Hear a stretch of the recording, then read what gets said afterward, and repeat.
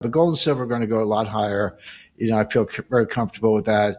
There are multiple drivers, and I'll kind of go through them one by one.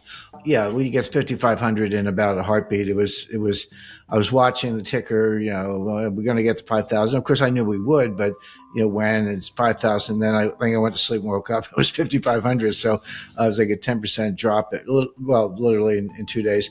So, a little pullback's normal. Hedge funds, I always say hedge fund traders don't care about gold, silver, or coffee beans. They just trade. And so if you're a trader and you do a leverage bet on gold and it goes up 10% in 3 days, you probably want to get out of the trade and, mark it up towards your 2026 bonus. So that kind of volatility is normal, but it doesn't really tell us where to peak or anything of the kind.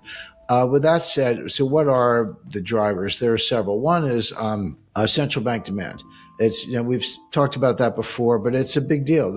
From 1970 to 2010, central banks were net sellers of gold.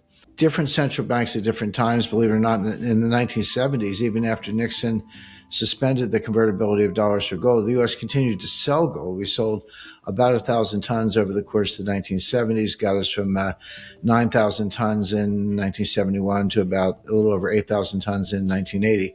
We got the UK to do our dirty work. There are really technical reasons why the U.S. has not sold any gold since 1980. Probably don't have time to go into them. They're legal and has to do with, first the Fed took the gold from the banks, but in the 1930s, the Treasury took the gold from the Fed. So they keep stealing it between themselves. But there are reasons to believe that, the U.S. has not sold any gold since 1980. You sell a little bit to the Denver Mint for coinage and get some more, but they maintain that official level the whole time. There are reasons to believe that the U.S. cannot sell, not only is not a seller, but cannot sell legally. So put that to one side. The UK sold about a third, almost half of their gold in the late 1990s, 1998, 1999. They weren't very savvy traders. They sold at $250 an ounce, not $2,500, but $250 an ounce.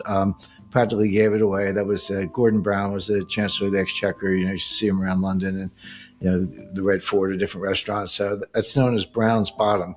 He managed to pick the bottom, a 30-year bottom of the market. He picked it and sold the gold. But even in the 2000s, Switzerland sold 1,000 ounces. 1,000 metric tons. Not ounces, 1,000 metric tons. And then there was an uproar in Switzerland. There was a referendum. It failed, but the people in Switzerland were to the point where they wanted a referendum saying that the Swiss National Bank could not sell any more gold. The referendum failed slightly, but the message was sent, and they have stopped selling gold ever since. That brings us to the IMF. The IMF sold 400 tons in 2010. Looks like 200 or so went to India. They never disclosed where the rest went. I'm pretty sure it went to China. But that was it. That was it for large sales by the Western central banks. Since then, central banks have been net buyers. Now, it's not the same central banks. The big buyers have been Russia and China.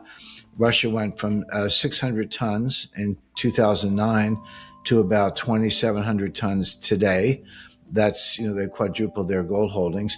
By the way, just as a quick aside, that's a big reason why U.S. sanctions on Russia in connection with the Ukraine war have failed, because they can never starve Russia reserves. Because Vera Nabiullina, who's the head of the Central Bank of Russia, I always say she's the only central bank in the world who really knows her job. She put 25% of Russia's reserves in physical bullion. And at the start of the war in Ukraine in 2022, Russia had about $600 billion in reserves, but 150 billion of that was in gold, physical bullion. The U.S. couldn't touch it. The U.S. and Europe conspired to steal about 200 billion of Russian reserves in the form of treasury notes. Russia had treasury notes, they had gold, they had some other instruments, some euro-denominated notes, but it was mostly treasury notes and gold. And the U.S. and others tried to steal them. They're in a custodian in Brussels called Euroclear, which is one of the biggest custodians in the world. They have $47 trillion of assets in custody. They don't own it, but they're the custodian, registrar for all that.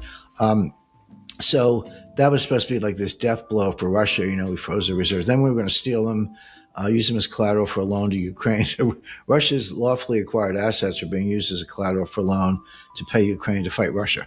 That's how crazy this whole thing was. It gets worse, but anyway, Russia's going to win the war. They'll eventually get those assets back. But my point is, why was that not a kind of a death blow to Russia's financial position? Well, a number of reasons, but part of it was because they had so much gold. Ironically, because of the effort to steal the Russian assets, central banks around the world, not just Russia, but others, started buying more gold, and it drove the price of gold up. So Russia has, do a quick estimate, has almost tripled the value of their gold reserves in dollar terms because of the run up in the price of gold, because the U.S. tried to steal the dollar assets of Russia in Euroclear.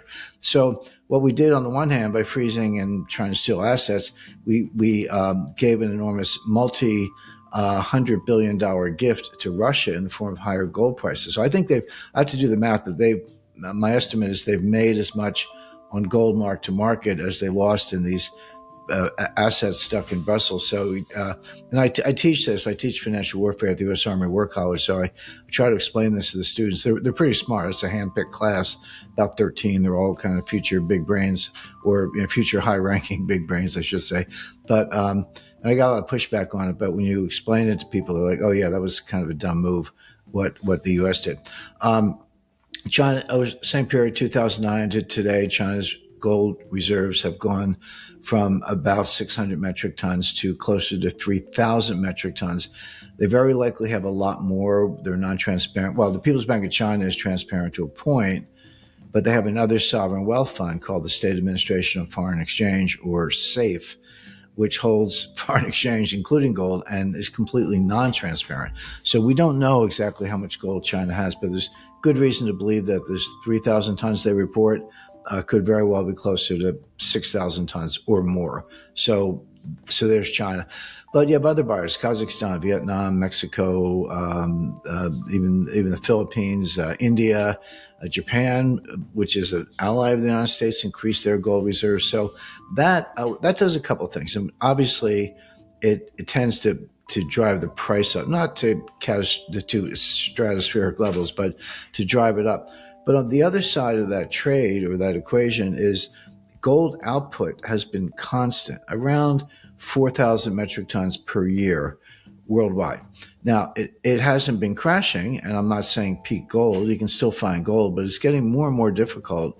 Lower levels, lower grades. I invest in some gold mines, so I'm not a geologist, but I have some familiarity with the kind of the economics of the gold mining industry. But, economics 101, first week, supply and demand. When supply is constant and demand is going up, the price goes up to clear the market.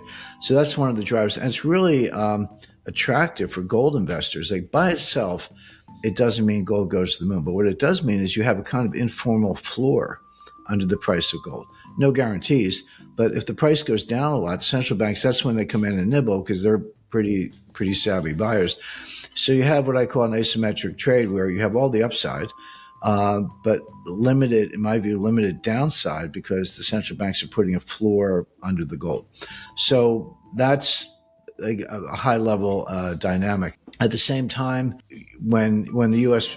and Europe froze those Russian assets, other sovereign wealth funds and central banks around the world are looking at this, whether it's Taiwan or Japan or Saudi Arabia.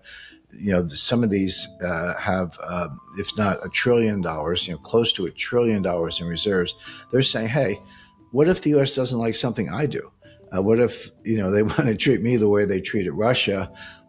Maybe I ought to buy more gold. And they are. I'm not saying they're dumping treasuries. The debasement trade, the narrative from Wall Street is, the world's dumping treasury securities. They're dumping dollars. They're getting out of the dollars. The dollar's over, buy gold, et cetera. I agree with the buy gold part, but everything else I just said is false. And we have data to back that up. The Treasury has a monthly report. It's called the TIC report, TIC, but basically it's a very simple spreadsheet. and they show all the major countries around the world, and then they show how much gold they have, how many treasury securities they have. I misspoke. How many treasury securities they have, and that's been fairly steady. I'm not saying the world is loading up on treasuries, but they're definitely not dumping them. That part of the narrative is false. And people talk about the dollar being the global reserve currency. Well, currencies are not global reserves. Global reserves are securities. And people don't make the distinction between a currency and a security. Now, the security is denominated in the currency, of course, and that's really what people mean. But it's not like the central banks have pallets of $100 bills in the basement. They don't. They have treasury securities, 2-year notes, 5-year notes, 10-year notes, short-term bills, all the different maturities of treasury securities. And they are not dumping them. If they sell any, and sometimes they do, it's more a sign of dollar strength than dollar weakness. And the reason for that is, why would you sell your treasury securities? Well, it means you need cash.